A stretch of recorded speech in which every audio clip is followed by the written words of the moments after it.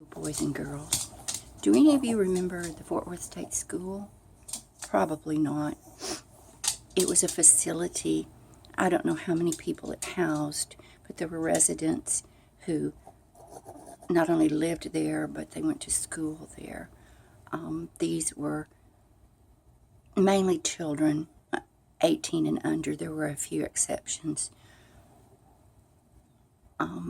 They had anywhere from mild to profound mental retardation.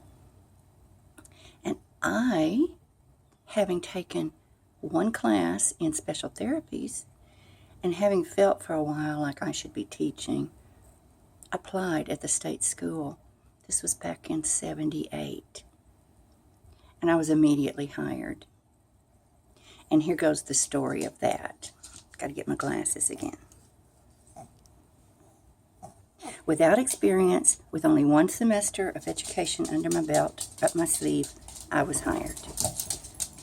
Turnover in that field is incredible. Rarely do folks stay more than a year, but I was gung-ho to get into it. My shift was to be 11 to 7. That's 11 p.m. to 7 a.m., folks. Oh, what a rough start. The quad I began on was called Bar T, in a building named Piney Woods. The client residents that I worked with were male, labeled with profound mental retardation and severe behavior problems. Oops. As it would turn out, I was privy up close that first morning to one of the behavior problems. It was 7, and I was going through the shift change. I had just discovered that my friend Hal worked there also, and he was coming on for the 7 to 3 shift. We were talking, doing the report, when Donald, a burly guy of 20 or so, with the drooling mouth of a baby and the mental age of a newborn, grabbed me by my collar. Hal was able to get me loose. We'd been trained on how to get out of certain holds without getting hurt or hurting anyone. My shirt was torn and my pride was hurt. But I was fine. I hid that shirt for ages from David because he wasn't real keen on me working there in the first place. He thought those fellas were dangerous. And one could say that that's true. I stayed on the night shift for about 3 months. My coworker, Vivian, would routinely fall asleep when we did our progress notes for the night. But I was so unhappy with the hours, I finally decided to quit. I just could no longer be cool with leaving to go to work on a Saturday evening when my family was settling in with popcorn and a movie. I just couldn't handle it. And the day callers, people thought that since I worked at night, I was available all the rest of the hours. Well, guess what? You need to sleep sometime, folks. So I went to tell my boss that I was resigning. That I loved the work, I loved the guys, I felt fulfilled in it somewhat, but I wasn't getting enough done on the night shift, and my family was suffering. So my boss said, if you stay, we'll move you to the day shift. We'll give you a raise and a promotion. What? I wasn't giving an ultimatum. I was just telling him that I needed to leave. And here you go, another one of those offers out of the blue. So I jumped on it. And I stayed. For 2.5 years, I stayed at the state school. I was eventually promoted to building supervisor, but that was not quite what I wanted either. So when a position as assistant trainer in the special ed classrooms was posted, I grabbed it. For about 6 months, I worked in the BMOD classroom, guiding the clients through various skills. My first day as a trainer, I do learn best by tactical experience, apparently. I was knocked askew by a young man who did not like to be touched. At all. No one had warned me about him. I was sending the group to another classroom when I put my hand on Cecil's shoulder, and he slapped me silly. Stars, birds, hashtags, all those things you see in cartoons twittered through my brain. And I did not ever touch Cecil again. We did become buds, though. He liked the Supremes, and I would start singing, "Baby love, my baby love," and then he would join me singing it.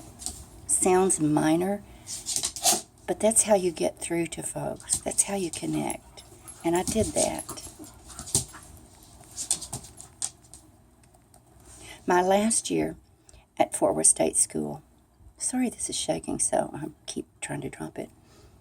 My last year at the state school was spent as a member of the behavior intervention team, the BIT.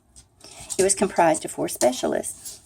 That is, 4 of us who had shown an aptitude and willingness to step in and help in times of crisis. Our job was to respond to staff calls across the campus and help control the behavior of a client who was acting out, usually aggressively. We would hurry, often running to the location, and following the IEP of each client, proceed to take down or redirect or whatever action had been prescribed for that individual. It was high adrenaline time. I think I actually became, at least for a time, an adrenaline junkie. Extensive and ongoing trainings had helped equip us with techniques to prevent injury to ourselves and to the client. Still, there was the occasional bump or bruise or scratch. Shelley got me on the forehead one day.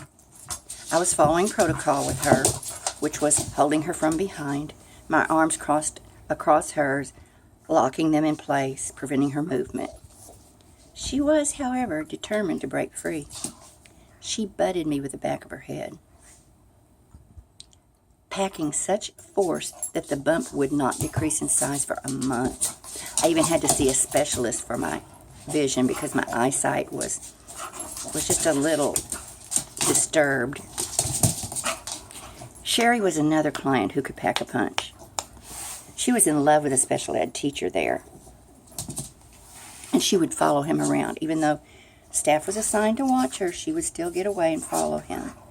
And sometimes she got very physical. I received plenty of scratches and a few bruises working with her. But harder than the client's behavior to deal with was the staff's behavior. So many people took the job just to have a check. They had thought it would be easy. It was not if you're doing it right. They didn't pride themselves on the job well done, nor did they have compassion or understanding for our residents. One evening, I would get this truth right up close, in my face. My coworker and I were holding a client on the ground, waiting for more staff to come. She had been physically aggressive to one of the other staff members.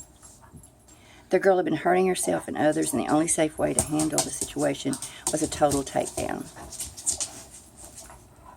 The co-worker, the one holding half the girl down, looked at her watch and said, "It's 5 o'clock. Bye-bye." What?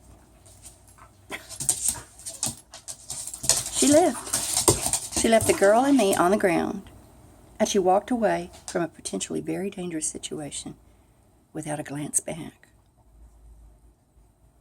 The burnout phenomena would finally hit me in a very disturbing way one day soon after that. I was followed to my car at the end of my shift by one of the younger guys, who was a bit higher level functioning, and he knew how irritated I was becoming. I was the title holder, too, in ignoring inappropriate behaviors. But this kid really got to me. He would stand in front of my car and refuse to move. I would take him by the arm, guide him back into the quad, and hand him over to his staff people, who would say, "Oh, okay. Yeah, you might ask, where were they when he was running out to the parking lot? That's a really good question. I don't have an answer." I did this 3 or 4 times, and each time was met by the same response, the nonchalant, "Oh, well." With each trip, I got more and more irritated.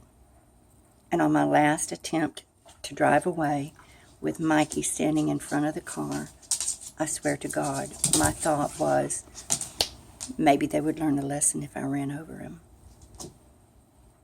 This thought so shook me that I decided then and there I could not let my inability to cope with the shortcomings of others to interfere with my service to the people there. So I left. I could not let compassion be obliterated by those who just would not do a simple job they were hired to do. Yeah, I left. Reluctantly, I left. The state school closed a couple of years after that. All the clients had to be sent out into the communities. Some went to small group homes. A few, very few, were taken to live at their family's home. Some went to other similar facilities. And I've lost track of all the kids and all the staff. But I don't forget them. Ever. Peace.